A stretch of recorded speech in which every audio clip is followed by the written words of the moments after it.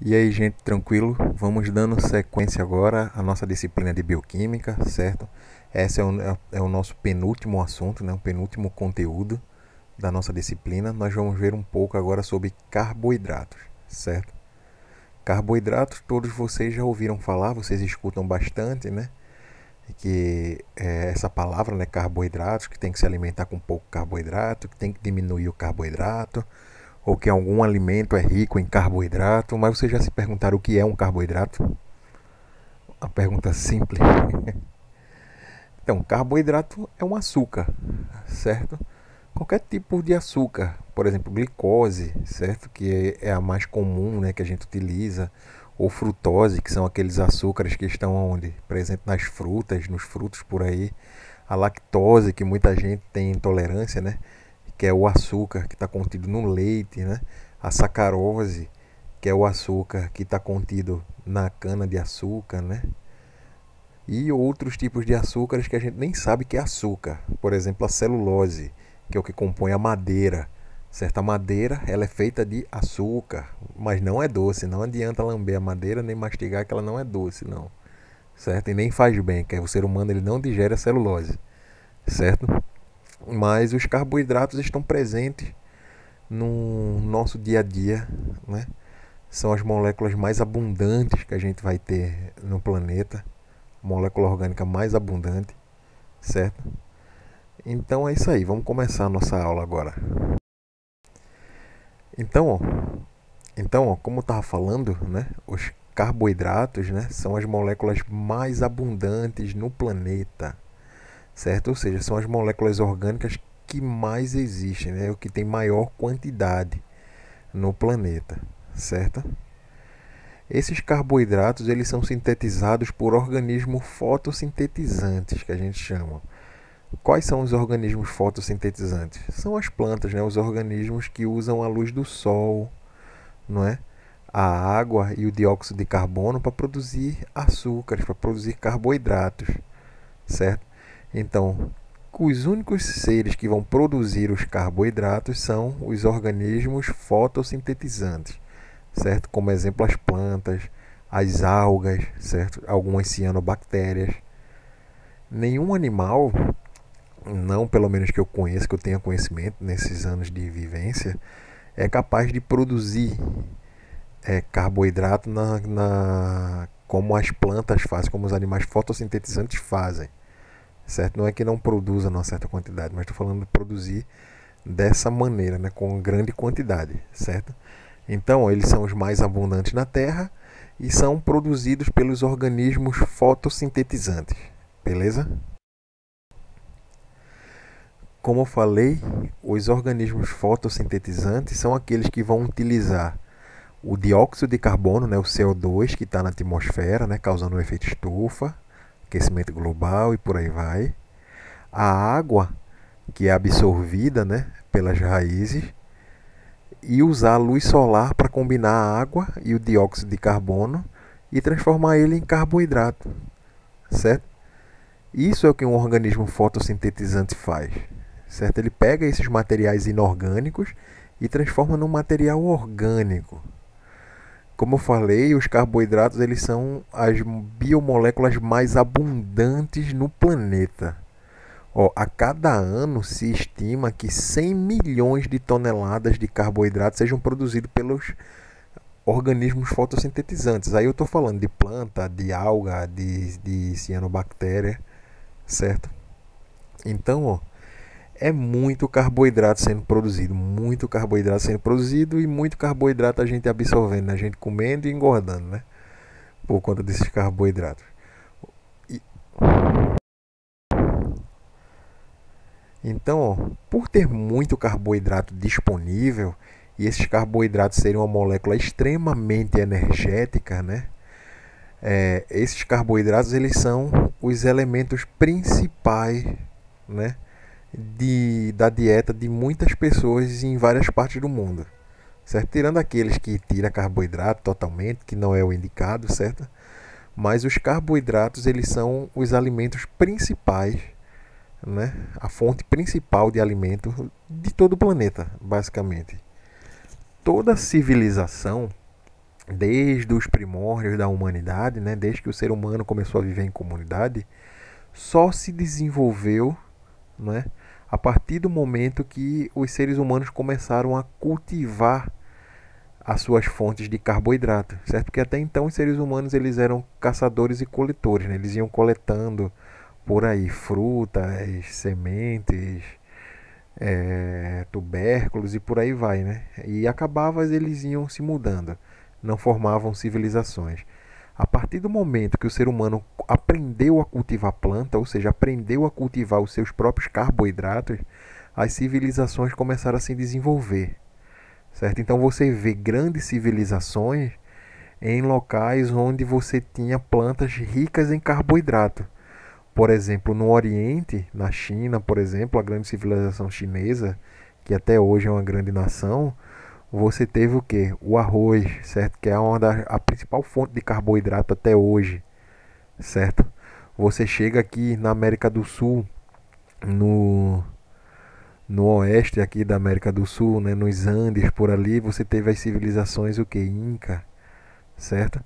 Que o que? Eles utilizavam o que? A batata, certo? Uma grande fonte de carboidrato. Você chega no México, os maias, certo? Que você tem o que? O milho, certo? Então, todas as grandes civilizações do mundo só se desenvolveram onde tinha uma fonte de carboidrato abundante, certo? Por quê? Porque os carboidratos são as principais formas de alimentação das pessoas, né? É o que você encontra em maior quantidade, é o que você enche realmente a barriga, certo? E fora isso, ele é extremamente rico em energia, certo? Ele tem muita energia, certo? Acumulada. E essa energia acumulada, elas estão acumuladas dentro dessas moléculas de glicose, por exemplo, dentro das moléculas de carboidrato, certo?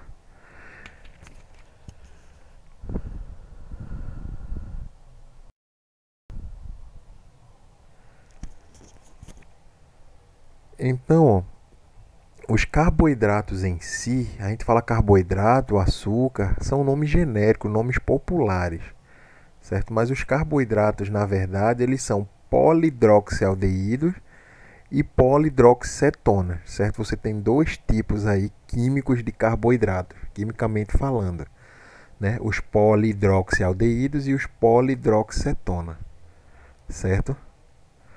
Poli de muitos, né? Hidrox de hidroxila. Hidroxila, aqui no desenho embaixo, vocês estão vendo aqui um O e um H vermelho, certo? Esse O e esse H se chama hidroxila, certo? Então, polihidroxi significa que tem várias hidroxilas, que tem vários OHs desses aqui, certo? Aldeído, porque você tem um grupo aldeído, ou cetona, porque você tem um grupo cetona. É o que vai diferenciar esses dois tipos de carboidratos aí. Você vai ter um polihidroxialdeído e um polihidroxicetona, certo? Todos vão ser polihidroxi, só que vai mudar o aldeído e a cetona, certo? As substâncias, né, que geram esses compostos quando são hidrolisados, quando você quebra esses compostos, né, aí você vai liberar esses grupos, né, o aldeído ou cetona. Então, o aldeído a gente está vendo aqui do lado, né, essas setas grandonas aqui eu mostrando. O grupo aldeído você tem um carbono ligado duplamente a um oxigênio e ligado uma ligação simples com o hidrogênio, certo? Esse é o grupo funcional que a gente chama de aldeído, certo? O outro grupo funcional aqui embaixo, a gente tem um grupo funcional cetona, que é um carbono ligado duplamente a um oxigênio somente. Então a diferença que tem aí é que o carbono do aldeído é ligado duplamente ao oxigênio e ligado uma ligação simples com o hidrogênio. Já a cetona não, só é o oxigênio, certo? Então você vai ter um polihidroxi, certo? Você vai ter várias hidroxilas e dependendo de onde, de qual desses grupos funcionais vai ter, você vai ter um polihidroxialdeído ou um polihidroxicetona, certo? Por exemplo, aqui, ó, nesse exemplo desenhadozinho embaixo aqui, o desenho do lado esquerdo, a gente está vendo aqui circulado, você está vendo um carbono ligado duplamente só ao oxigênio. Então, isso aí é um polihidroxicetona, certo? Porque esse grupo aí é um grupo funcional cetona, Não é acetona não, é cetona. Beleza? E do lado direito, a gente está vendo aí na parte superior, a gente está vendo um carbono ligado duplamente a um oxigênio, e do lado desse carbono aí você está vendo um hidrogênio, certo? Então isso aí é um polihidroxialdeído, porque essa função química que está aí é a função química aldeído, certo? Alguns carboidratos também eles podem conter outras moléculas que não seja carbono, hidrogênio e oxigênio, certo? Como enxofre, nitrogênio ou fósforo, mesmo dizendo, certo? Mas a composição básica dos carboidratos é carbono, oxigênio e hidrogênio, com algumas peculiaridades desses tipos de carboidrato que você também pode encontrar nitrogênio, fósforo ou enxofre, beleza?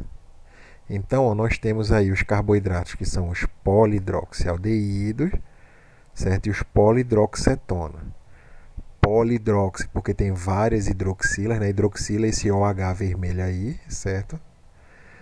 E aldeído ou cetona, porque vai variar o grupo funcional. Se tiver um grupo funcional aldeído, que é o oxigênio ligado duplamente, né, com o carbono, com uma ligação simples no hidrogênio, você tem um aldeído, ou simplesmente o carbono ligado duplamente ao oxigênio, aí você tem uma função cetona.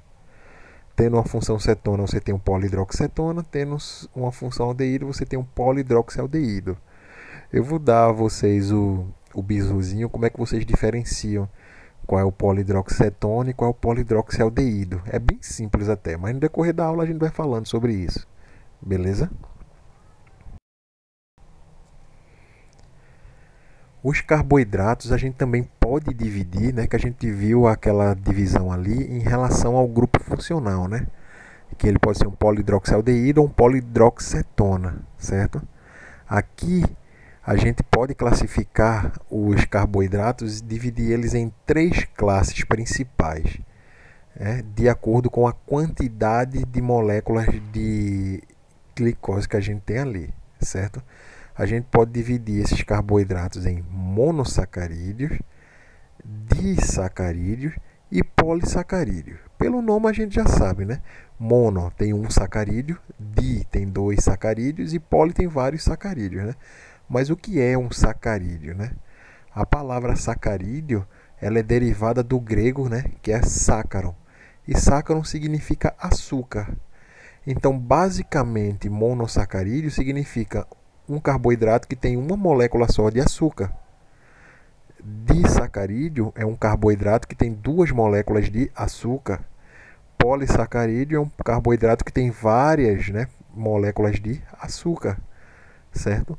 Então a gente consegue dividir nessas três classes, certo? Monossacarídeo, uma molécula de açúcar, disacarídeo, 2 moléculas de açúcar e polissacarídeo, várias moléculas de açúcar, certo?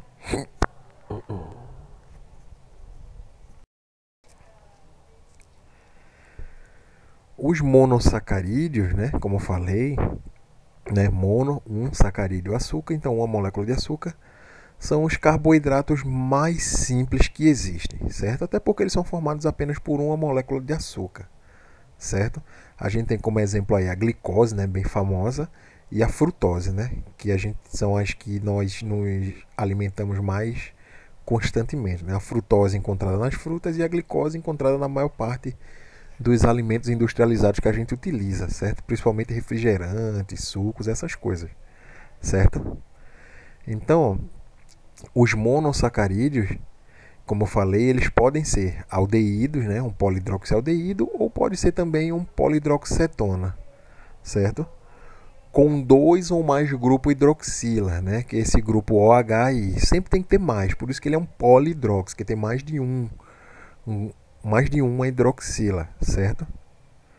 Os monossacarídeos, eles podem ter 6 carbonos, né, na sua cadeia principal, né, que é o caso da glicose e a frutose, certo? Ou, perdão, no caso da glicose, né, que tem 6 carbonos. Ou ele pode ter 5 carbonos, como é o caso da frutose, certo? Então, ó, os monossacarídeos eles podem ter esses dois tipos aí, né? Ele pode ser moléculas com 6 carbonos ou podem ser moléculas com 5 carbonos.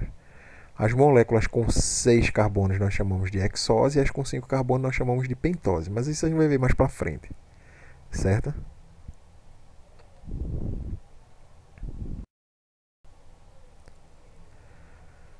Os monossacarídeos em si, eles são sólidos, né? Quando você isola um monossacarídeo, eles geralmente são sólidos, são cristalinos, são transparentes, né? Incolor, a gente está vendo branco aí, mas se você for olhar, o cristal de açúcar ele é transparente, ele é translúcido depois que você faz o processo todo de purificação, né?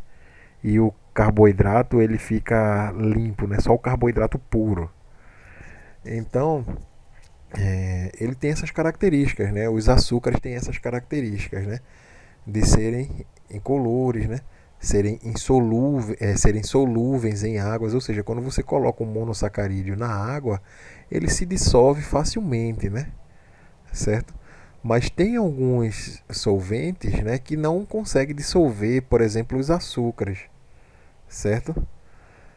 Então, ó, esses solventes que não dissolvem os monossacarídeos, né, os carboidratos de uma certa maneira, são os solventes apolares, como por exemplo o clorofórmio, o benzeno, certo? Você não consegue dissolver açúcar em clorofórmio, beleza? E a maioria desses açúcares, eles têm um sabor adocicado. Não é que é totalmente doce não, mas adocicado, certo? São características, né? Quando você fala de açúcar, você tem essa noção, né, de doce, certo? Só que os açúcares doces geralmente são os monossacarídeos, que a gente consegue sentir aquele sabor adocicado agradável, certo? Então, ó, os monossacarídeos têm essas características, né? Quando eles são puros, né, você consegue purificar os monossacarídeos, eles são sólidos, são cristalinos e são incolores, certo? Eles conseguem se dissolver em água facilmente, mas não são dissolvidos em solventes orgânicos e tem o sabor o quê? Adocicado, certo? Então, quando perguntar quais são as características dos monossacarídeos, certo? Na prova ou no simulado, vocês vão me escrever isso aí, ó. Quais são as características de um monossacarídeo? Aí vocês colocam. Os monossacarídeos são sólidos, são cristalinos, são incolores, são insolúveis em solventes apolares, são solúveis em água e têm sabor adocicado, a sua maioria, certo?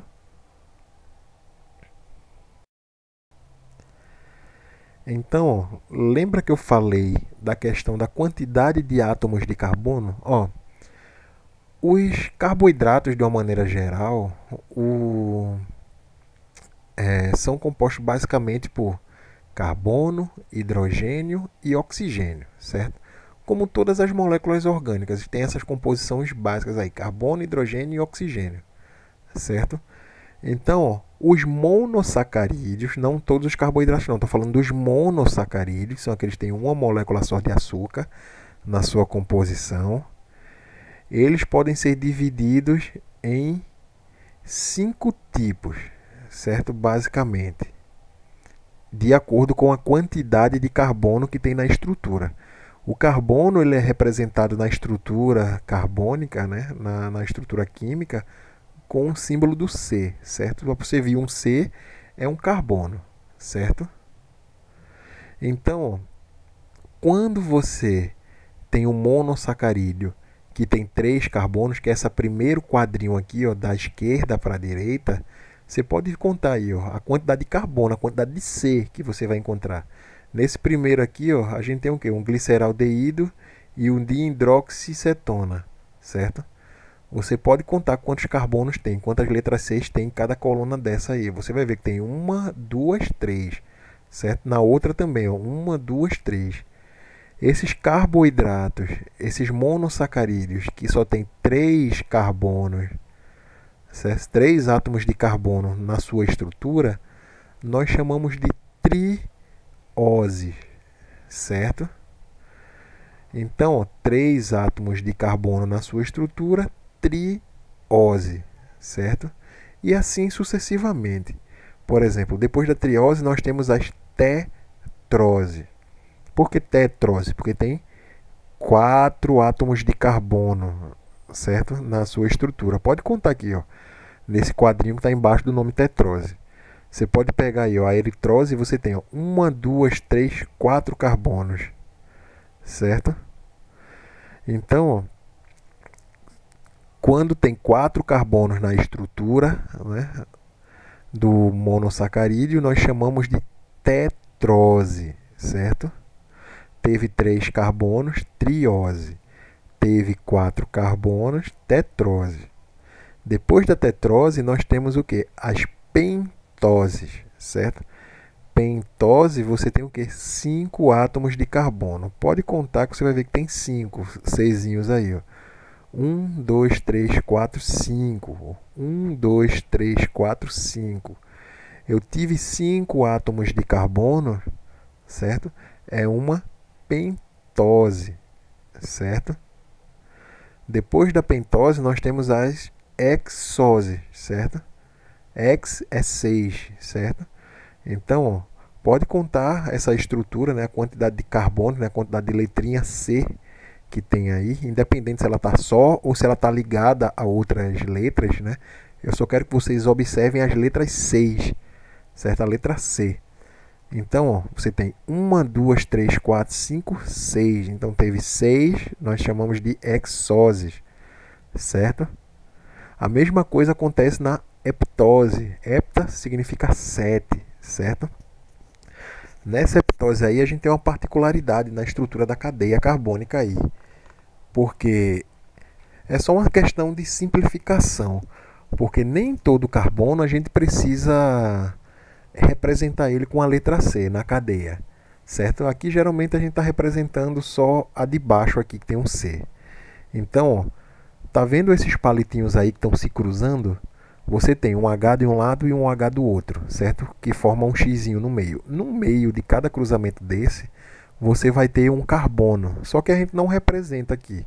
Só questão de mais praticidade. Se você quiser representar com C, você também pode representar como nos outros, certo? Mas se não tiver representado, tiver só aqui, ó, esse cruzamentozinho entre essas linhas, você saiba que aí tem um carbono, certo? E no final ali também, onde você tem um O ligado duplamente e um H sozinho. Só esse O ligado duplamente e esse H sozinho a gente sabe que é um aldeído, certo? E quem está ligado a esse oxigênio e esse hidrogênio aí, né, esse H e esse O, você sabe que está ligado ao quê? A um carbono. Então, ó, vamos contar aí, ó, de baixo para cima. O primeiro a gente está vendo o C, né, que tem um. Logo em cima do C tem esse primeiro cruzamento, você tem o quê? 2 carbonos. Logo em cima desse você tem outro, 3. E logo em cima, que você está invertido aqui, essa hidroxila aqui, né? O OH está para um lado e o hidrogênio está para o outro. No meio dele aqui você tem outro carbono, não é? 4. Logo em cima dele você tem outro 5. Logo em cima você tem outro 6. E logo em cima, onde você tem um oxigênio ligado duplamente e o hidrogênio, você tem o 7º carbono, certo? Para vocês não ficarem perdidos, quando vocês verem uma estrutura que não tem carbono desenhado, só tem um carbono desenhado aqui, então você vai dizer, ah, só tem um carbono. É uma monose, não existe, certo? Não existe isso. Os monossacarídeos você tem a partir de trioses, certo? Que são 3 átomos de carbono. Aí, ah, professor, eu não consegui entender essa questão aí desses nomes. A triose até vai, porque são 3, né? Um trio. Mas os restantes dos nomes eu não consegui entender. Tetrose, pentose, hexose, heptose, eu não estou conseguindo ligar um nome à quantidade de carbono. Vê só, tenta pensar na seleção brasileira, na Copa do Mundo, certo? O Brasil ganhou 4 Copas do Mundo, o Brasil era o quê? Tetra, não era não? Tetra, 4 títulos, certo? Então você tem uma tetrose, ou seja, você tem um carbono, um monossacarídeo com 4 átomos de carbono, certo? O Brasil, depois do tetra, o Brasil ganhou 5 vezes, né? A 5ª vez a Copa do Mundo, o Brasil foi penta, e é penta até hoje, né? E sabe-se lá quando vai deixar de ser penta, né? Ou seja, penta são 5, certo? O Brasil está tentando o 6º título, que é o quê? Que é o Hexa, certo? Que toda a Copa do Mundo o Brasil vai rumo ao Hexa e esse Hexa nunca chega, certo? Hexa significa 6, certo? E se por um acaso, um milagre aí do universo, o Brasil ganhar um Hexa, o próximo título que o Brasil vai tentar vai ser o 7º título. E esse 7º título vai ser o heptacampeonato, certo? Então, o heptacampeonato significa que o Brasil ganhou 5 taças, 5 Copas do Mundo. É a mesma coisa, hepta são 7. Então, heptose tem 7 carbonos na sua estrutura. Hexose tem 6 carbonos na sua estrutura. Pentose tem 5 carbonos na sua estrutura. Tetrose tem 4 carbonos na sua estrutura. E a triose, que é a mais fácil, tem 3 carbonos na sua estrutura. Certinho isso aí, a diferença entre os monossacarídeos, né? Lembrando que monossacarídeo é um carboidrato com uma só molécula de açúcar, certo? Então, a gente só classifica como triose, tetrose, pentose, hexose e heptose aqueles carboidratos que são monossacarídeos. Você não vai pegar um disacarídeo nem um polissacarídeo e classificar dessa maneira não, certo? Os monossacarídeos são os carboidratos mais simples que existem, certo?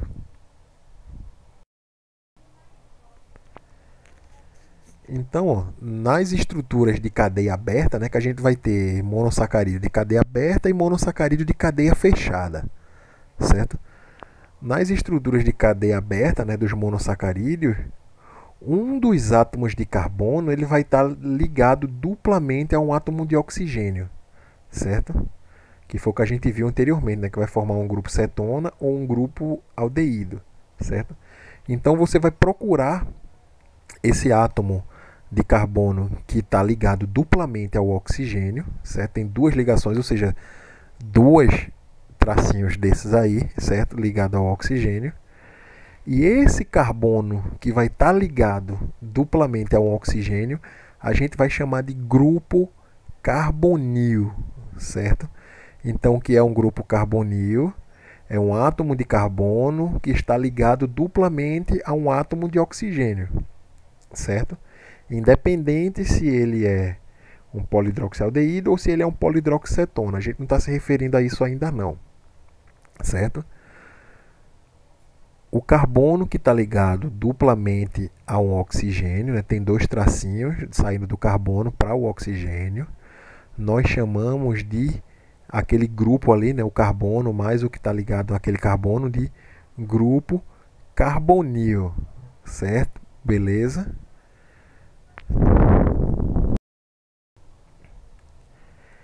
Esse grupo carbonil é aquilo aí que eu ia dizer, né? Como vocês diferenciarem um polidroxialdeído de um polidroxicetona, para vocês saberem quando é um grupo aldeído e quando é um grupo cetona, certo? Fica aí a dicasinha aí, bem legal.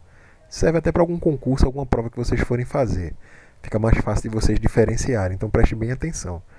Ó, lembra que eu falei que o grupo carbonil é aquele grupo onde o carbono está ligado ao oxigênio com a dupla ligação, está ligado duplamente ao oxigênio, o carbono? Então, quando esse grupo carbonil ele estiver na extremidade da cadeia do carbono, ou seja, nas pontas, pode ser em cima ou pode ser embaixo, ele sempre vai ser um grupo aldeído, certo? Ou seja, um polidroxialdeído. E esse polidroxialdeído, nós temos um apelidozinho para ele, né? Para não falar esse nome tão grande, né? Polidroxialdeído, polidroxialdeído, é um nome grande da gota. Então, quando esse grupo carbonil está nas extremidades, pode ser em cima ou embaixo, estando na extremidade, a gente vai saber que aquilo ali é um grupo aldeído, certo? Sempre vai ser um grupo aldeído. Beleza? Então, esse polidroxialdeído nós podemos chamar de simplesmente de aldose, certo? Um apelido aí carinhoso, bonito para ele, certo? E quando esse grupo carbonil ele estiver em qualquer lugar, qualquer posição, contanto que não seja nas extremidades, a gente vai saber que é um grupo cetona, certo? Ou seja, é um polidroxicetona, certo? E para esse polidroxicetona nós temos o apelidozinho de cetose, certo? Então, aldoses e cetose. Aldose é a mesma coisa que polidroxialdeído e cetose é a mesma coisa que polidroxicetona, certo? Então, o que foi que a gente viu? A gente viu que quando um átomo de carbono está ligado duplamente a um átomo de oxigênio, Aquela região ali, aquele átomo de carbono ligado ao oxigênio, a gente chama de grupo carbonil, certo? Então, ó, aquele grupo carbonil, certo? Quando ele está na extremidade da cadeia aberta, né? Isso vale para a cadeia aberta só, certo? Na cadeia cíclica não vale assim não, porque você não vai saber onde começa e onde termina, certo? Mas que a cadeia cíclica é a cadeia fechada em forma de anel, certo? Então, ó, quando você tem esse grupo carbonil na extremidade da cadeia, a gente vai ter um aldose, um polihidroxialdeído, certo? Esse grupo funcional vai ser um aldeído, beleza?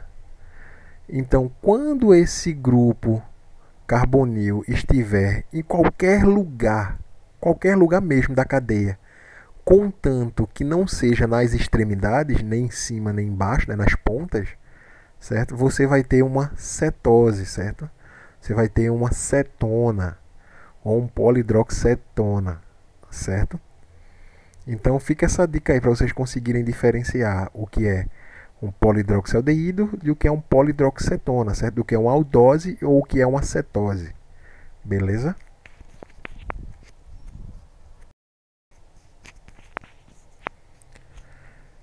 Então, como eu falei, os carboidratos, né, os monossacarídeos, no caso, aqueles de cadeia mais longa, né, que tem 5 ou 6 carbonos, né, as pentoses e as hexoses, certo?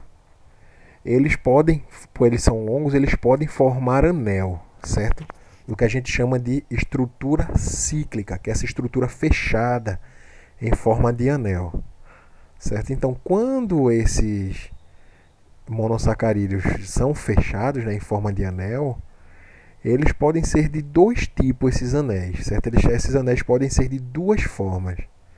Essas duas formas são a forma de furanose e a forma de piranose, certo? Mas como é que eu vou diferenciar?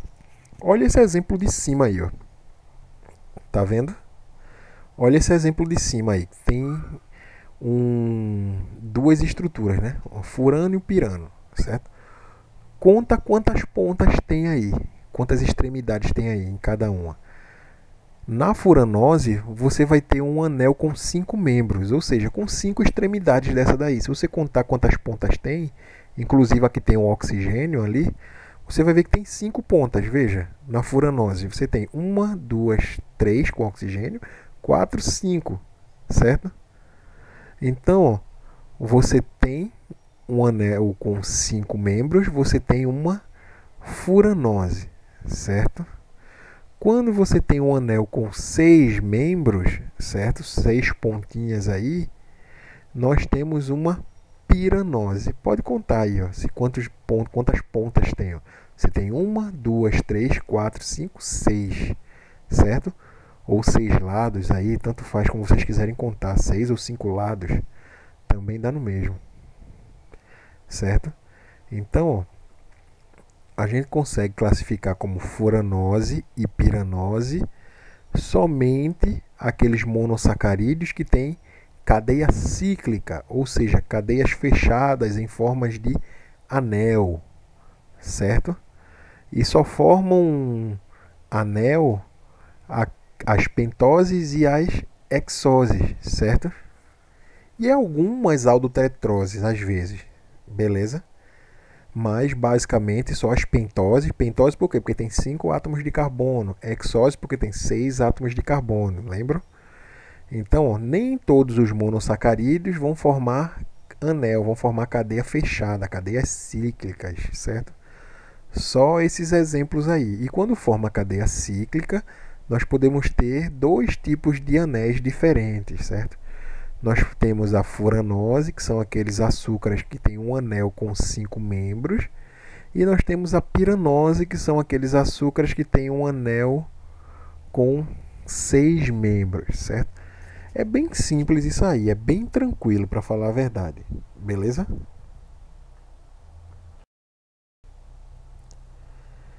Então, a gente viu, né, dois exemplos ali. Eu mostrei para vocês uns exemplos de monossacarídeos que tem a cadeia aberta, né? E eu mostrei para vocês agora uns monossacarídeos que tinham cadeia fechada, né? A piranose e a furanose, certo? Só que eu não falei a vocês que esses dois tipos de representação têm nome, certo? Que são as fórmulas estereoquímicas das moléculas de monossacarídeo, certo? Fórmulas estereoquímicas é uma representação que vai indicar a posição espacial dos átomos numa molécula, certo?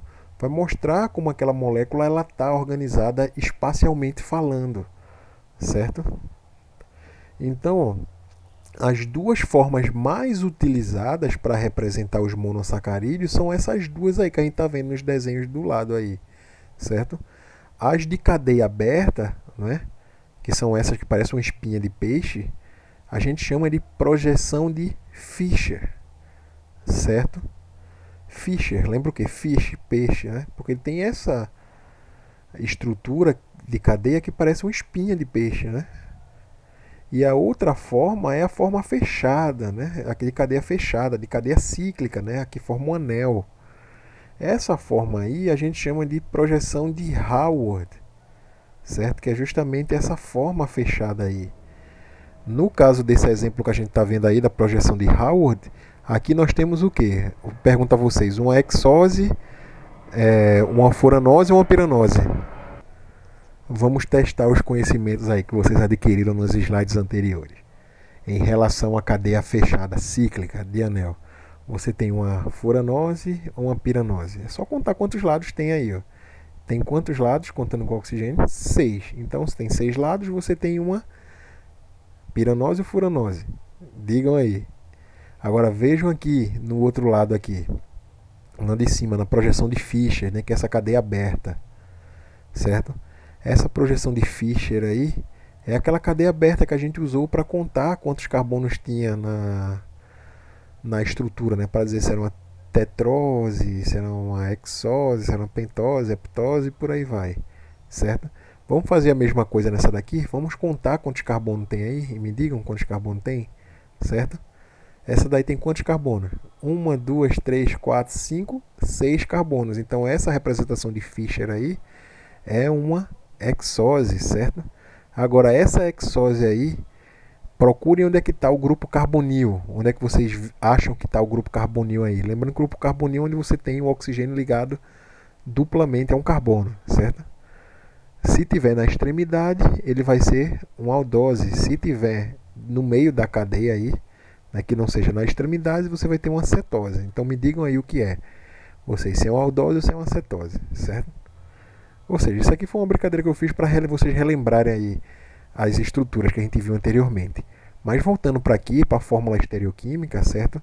Essas são as duas principais representações de monossacarídeos que a gente usa.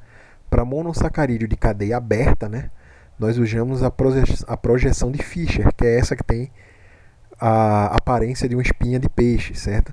E para as cadeias fechadas, nós usamos a projeção de Howard, certo? Que são essa projeção em forma de anel, essa cadeia cíclica, certo?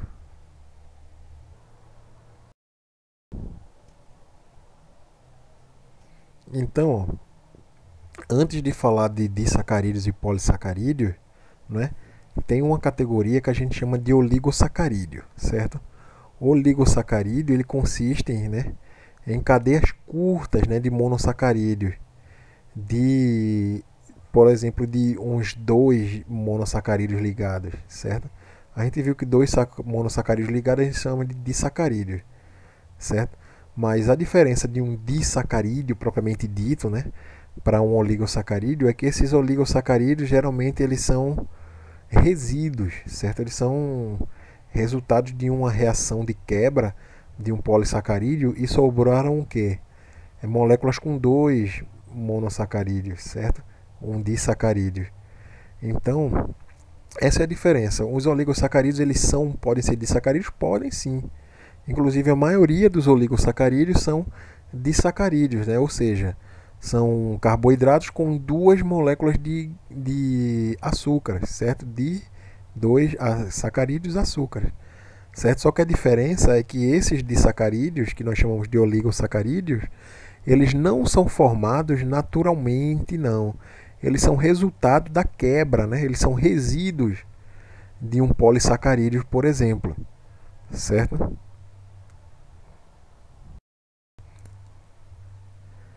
Então, falando agora dos disacarídeos, propriamente dito, são aqueles sacarídeos que são aqueles carboidratos que são compostos por duas moléculas de açúcar, certo? Eles são carboidratos bem simples também, né? Não tão simples quanto monossacarídeos, mas ainda assim são simples.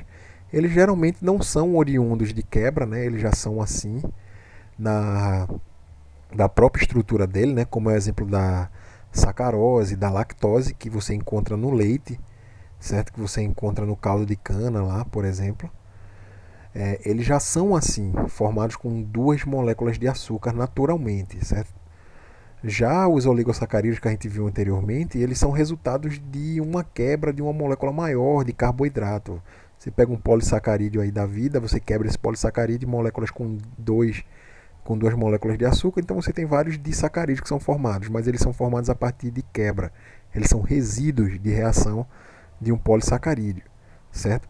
Os disacarídeos propriamente ditos, eles são formados naturalmente nas estruturas, como por exemplo a lactose, certo? Ela vai ter o quê? Uma molécula de galactose ligada a uma molécula de glicose, certo? Então essa molécula ela surge naturalmente, ela não foi quebrada de uma molécula maior para formar esse disacarídeo, não, certo?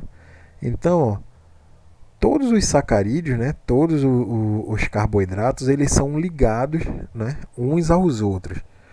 O tipo de ligação que liga um carboidrato a outro carboidrato, por exemplo, um monossacarídeo a outro monossacarídeo para formar um disacarídeo, são ligações glicosídicas. Mais precisamente a gente chama de ligação ortoglicosídica, certo?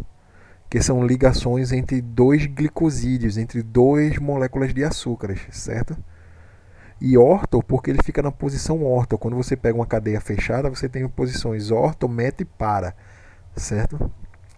Para que você o utiliza para indicar a localização exata. Essas ligações glicosídicas, elas são na posição orto. Por isso que a gente chama que as ligações que ocorrem entre dois monossacarídeos para formar um disacarídeo são ligações ortoglicosídicas ou somente ligações glicosídicas para os mais íntimos, certo? Então, geralmente são dois monossacarídeos que se ligam através de ligações glicosídicas e vão formar os disacarídeos, certo? A gente tem um exemplo da sacarose aqui embaixo, o desenho da estrutura, né? À esquerda, que é formado por dois monossacarídeos, né? Você tem o quê? Uma hexose e uma pentose, certo? Você tem uma glicose ligada a uma frutose que você vai formar o disacarídeo que a gente chama de sacarose, certo? Aí, ó, do lado direito, né, em cima, superior, nós temos a maltose, né, um exemplo de disacarídeo que é formado por duas moléculas de monossacarídeo, que é a glicose mais outra glicose. Duas glicoses juntas você forma a maltose, certo? Embaixo da maltose aí nós vamos ter o exemplo da lactose. A lactose é a junção de dois monossacarídeos, a galactose e a glicose, certo? Então, ó, a glicose e a galactose se juntam, né? Formam uma ligação glicosídica e deixam de ser galactose e glicose e formam o que a gente chama de lactose, certo? A maltose do mesmo jeito. Se você quebrar a maltose no meio, você vai liberar duas moléculas de glicose, mas as duas moléculas de glicose ligadas, esse disacarídeo nós chamamos de maltose, certo? A mesma coisa com a sacarose. Quando eu quebro a sacarose, eu vou ter glicose e frutose separados. Mas quando eles estão juntos, eles formam um disacarídeo que nós chamamos de sacarose.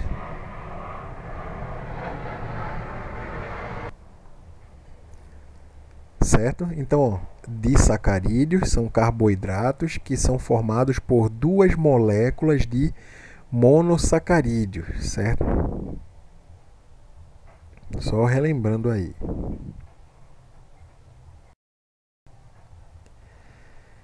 Então, falando aí das ligações, né? Porque todos os os carboidratos que existem, né, vão ser formados através de ligações entre monossacarídeos, né? Vários monossacarídeos vão se ligando para formar, por exemplo, dois monossacarídeos se ligam e formam o quê? Um disacarídeo. Vários monossacarídeos se ligam e vão formar o quê? Polissacarídeo, certo?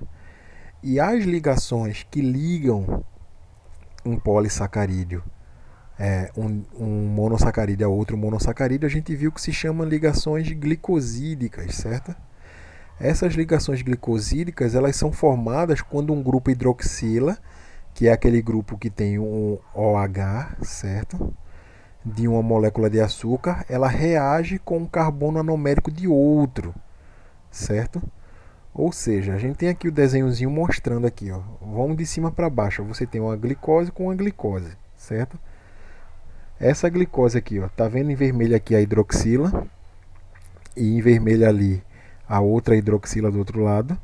Então, para poder ocorrer a ligação, não é, dessas duas moléculas aí de glicose, uma das glicoses vai perder a hidroxila inteira, que está em vermelho, e a outra glicose vai perder só o hidrogênio, certo? Então, você tem um oxigênio e um hidrogênio que vai se ligar com outro hidrogênio, você vai ter a liberação de água, certo? E essas duas moléculas vão se juntar, certo? E vão formar o disacarídeo que a gente chama de maltose, beleza? Então, o que eu quero que vocês peguem daqui não é o processo que vai ocorrer de ligação entre as moléculas de monossacarídeo, não. O que eu quero que vocês saibam é que as ligações que ocorrem entre monossacarídeos, né, para formar um carboidrato mais complexo, nós chamamos de ligações glicosídicas. Quem quiser mostrar aí que é inteligentão aí, pode botar ligações ortoglicosídicas, certo? Que é mais bonito, né? É mais chique. E lembrando, né, que essas ligações elas são formadas quando um grupo hidroxila, né, de uma molécula de açúcar vai reagir com o carbono anomérico de outra. Beleza?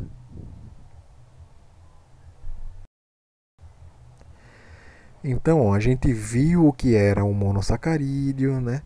A gente viu o que era um oligosacarídeo e um disacarídeo. Beleza?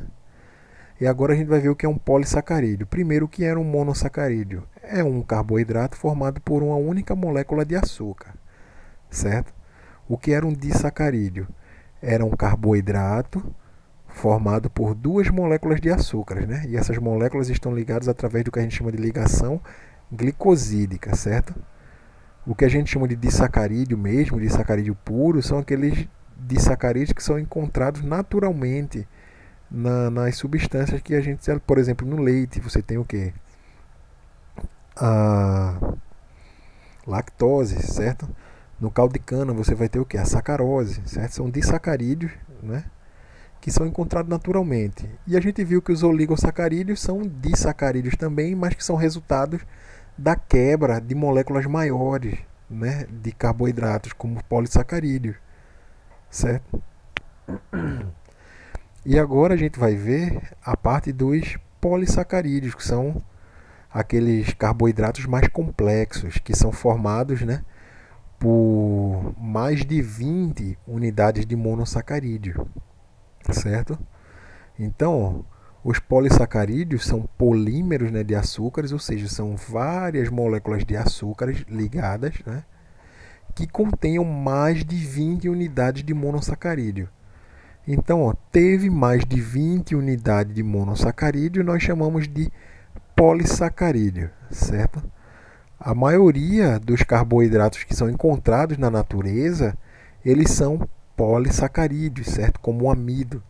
Quando uma planta ela faz fotossíntese, ela vai produzir carboidratos e vai armazenar esse carboidrato em forma de polissacarídeo, certo? Que é o amido, por exemplo.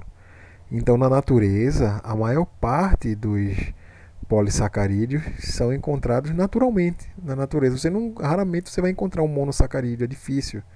Você geralmente encontra disacarídeo ou polissacarídeo, certo? Os polissacarídeos eles são geralmente carboidratos de reserva de energia, ou seja, eles são um estoque de energia para quando o corpo tiver com falta desses nutrientes eles serem utilizados, certo?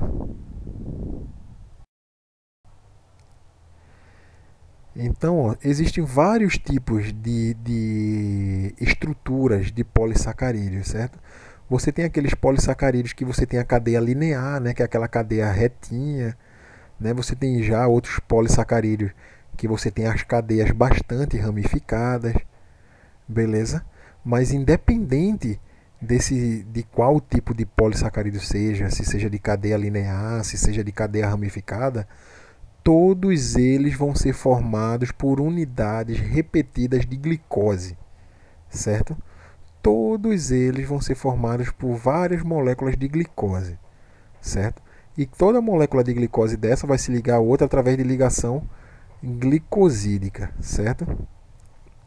Em consequência dessa quantidade, né, e do formato dessas ligações, né, cada tipo de carboidrato desse vai ter propriedades e funções biológicas totalmente diferentes.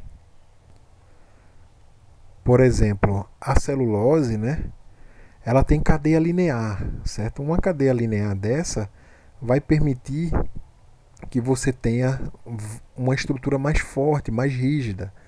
A celulose, ela é a estrutura que compõe a madeira. Então, toda madeira, ela é composta de celulose, ou seja, ela é composta por açúcares, por moléculas de glicose ligadas, certo? Só que ela é ligada tão fortemente umas às outras que o nosso organismo mesmo ele não consegue quebrar essas moléculas. Por isso que a gente não consegue digerir a madeira, certo? Já por outro lado, o glicogênio, né, ou o amido, eles são extremamente ramificados, certo? Então, ó, como ele é ramificado, ele não tem uma força muito grande. Ele não é tão rígido.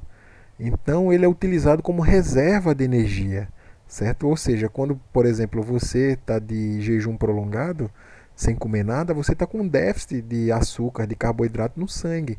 Então, de onde é que vai ser tirado esse carboidrato? Das nossas reservas de carboidrato, que são o glicogênio, certo? Então, ó, dependendo do tipo de formação, conformação, né?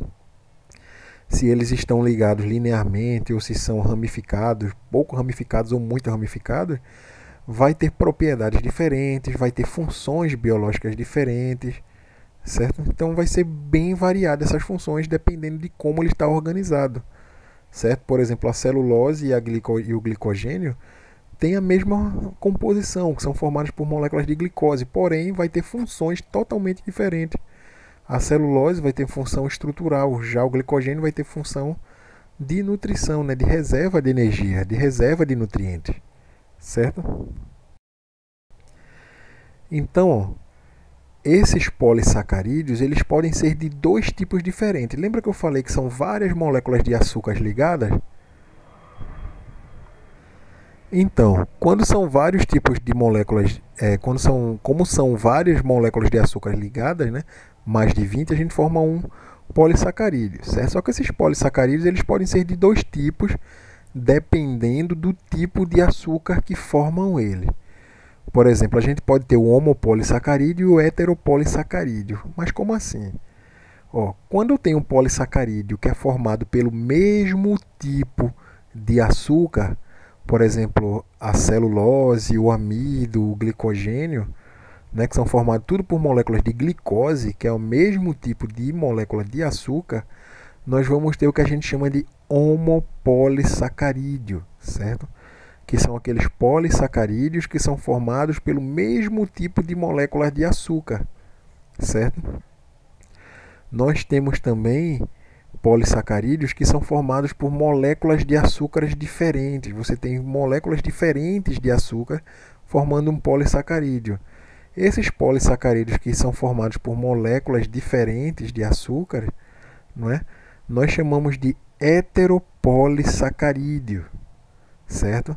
Aí a gente vai ter os peptidoglicanos, né, que vão formar a parede celular das bactérias, certo? Que é o NAG e o NAN, né? O N-acetilglucosamina e o N-acetilmurâmico, né? Que são dois tipos diferentes de carboidratos, dois tipos diferentes de açúcares que juntos vão formar o peptidoglicano, que a gente chama, certo? Então, ó, é só você fazer aquela analogia com a questão da sexualidade humana, por exemplo, que fica mais fácil de você entender. Por exemplo, você tem seres humanos que podem ser homossexuais e heterossexuais, certo? Os homossexuais são casais do mesmo sexo, ou seja, são dois homens ou duas mulheres, certo? A mesma coisa acontece com os polissacarídeos, certo? Quando você tem um polissacarídeo que é formado pelo mesmo tipo de açúcar, você vai ter o quê? Um homopolissacarídeo, certo? Por exemplo, os heteropolissacarídeos é a mesma coisa. Quando você tem casais heterossexuais, são casais formados por pessoas de sexos diferentes, certo? Um homem e uma mulher, certo? Então, heteropolissacarídeos são polissacarídeos que são formados por açúcares diferentes, certo? Bem simples isso aí, né? Independente se esse homopolissacarídeo, se esse heteropolissacarídeo seja ramificado ou não ramificado, não interessa. O que interessa aí, o que a gente tem que observar é a composição, né, de açúcares. Se for o mesmo tipo de açúcar que forma o polissacarídeo, ele é um homopolissacarídeo. Se forem açúcares diferentes, eles formam um heteropolissacarídeo, certo? Então, ó, aqui nós temos exemplos de homopolissacarídeos que têm funções estruturais. Como falei, homopolissacarídeos são aqueles polissacarídeos que são compostos pelo mesmo tipo de açúcar, pelo mesmo tipo de monossacarídeo, certo? Por exemplo, nós temos aqui o exemplo da celulose e da quitina, certo? Tanto a celulose como a quitina são formados por quê? Pela mesma molécula de açúcar, certo? Então, a celulose ela vai ter função estrutural. Por quê? Porque ela vai compor a parede celular das plantas. O que vai dar rigidez à madeira é justamente a celulose. É a parede celular das células das plantas, certo? Já os insetos, eles não têm esqueleto interno. Eles têm um exoesqueleto, ou seja, um esqueleto por fora, certo? E esse esqueleto de fora ele é formado por um polissacarídeo. E esse polissacarídeo nós chamamos de quitina, certo? Então, tanto a quitina quanto a celulose são exemplos de homopolissacarídeos estruturais, certo? Então, nós vimos os homopolissacarídeos com funções estruturais e agora nós vamos ver exemplos de homopolissacarídeos com função de armazenamento de energia, certo? O primeiro que a gente vai ver é o mais abundante, né, no planeta, que é o amido. O amido ele é produzido diretamente pelos organismos fotossintetizantes, certo? Eles vão fazer a fotossíntese e vão produzir carboidratos, certo? E esses carboidratos vão ser armazenados na forma de amido para o momento que a célula estiver precisando desse amido, né? Que é uma reserva de energia, armazenamento de energia, certo? Esse amido ele é composto por unidades de glicose, certo? E esse amido ele possui dois tipos, né? Ele vai ser a mesma coisa, independente dos tipos. Ele vai ser formado por moléculas de glicose, certo? Só que dependendo da quantidade de ramificações, a gente pode mudar, a gente muda o nome desse amido. Por exemplo, se esse amido tiver cadeia não ramificada, a gente chama de amilose. Já se esse amido tiver a cadeia altamente ramificada, nós chamamos de amilopectina, certo? Então, independente se é amilose ou se é amilopectina, todo amido ele vai ter função de armazenamento de energia. Eles são moléculas de glicose que vão ficar armazenadas para quando o organismo precisar daquela energia, ele ter de onde tirar aquela energia, certo? Então, amido é um exemplo de homopolissacarídeo, né, de armazenamento de energia, certo? E o amido a gente pode ter a amilose, né, porque é uma cadeia longa e não é ramificada. E a gente pode ter a amilopectina, que também é uma cadeia longa, porém ela é altamente ramificada, certo? Lembrando que qualquer um dos dois tipos são produzidos sempre e somente por organismos fotossintetizantes, certo? Os outros tipos de animais, autotróficos, heterotróficos, não conseguem produzir amido, não. Eles já retiram o amido das plantas através da alimentação, certo? Outro tipo de homopolissacarídeo de armazenamento de energia, né, é o glicogênio. o glicogênio ele tem a mesma função que o amido, só que o amido é encontrado em plantas. O glicogênio é o material de reserva de energia dos animais, certo? Ele fica armazenado nas células animais, certo? Ele também é composto só por moléculas de glicose e ele é extremamente ramificado, certo? E ele a gente consegue encontrar o glicogênio principalmente no fígado e também no músculo estriado esquelético, que é a maior parte do músculo que a gente tem, certo? Que é o músculo que a gente usa para se movimentar, para se aquecer, certo? Então, por exemplo, quando você está fazendo jejum intermitente aí para tentar emagrecer, porque está engordando muito na quarentena, certo? Seu corpo vai precisar de glicose, porque a glicose ela é a principal fonte de energia do nosso corpo, certo? Só o cérebro mesmo consome cerca de 120 gramas de glicose por dia para funcionar normalmente. Então imagine aí, né? Vocês estão estudando, vocês estão forçando mais o cérebro, vocês estão consumindo mais glicose. Então quando você passa muito tempo sem comer, o que é que acontece? O corpo tem que arrumar glicose de algum lugar. Ele vai tirar de onde? Da poupança dele, né? Do armazenamento lá, né? De onde ele está poupando. E onde é que ele poupa? No fígado e nos músculos, certo? E ele guarda essa energia, ele guarda essa glicose na forma de glicogênio, certo? Glicogênio é um homopolissacarídeo com função de armazenamento de energia, certo? Então, fiquem aí, né, com esse exercício aí, são 11 questões simplesinhas, certo? Vou mandar para vocês também em Word e em PDF separado esse exercício e vocês me mandam de volta pelo WhatsApp mesmo, certo? Então fiquem com Deus e até a próxima aula, beleza?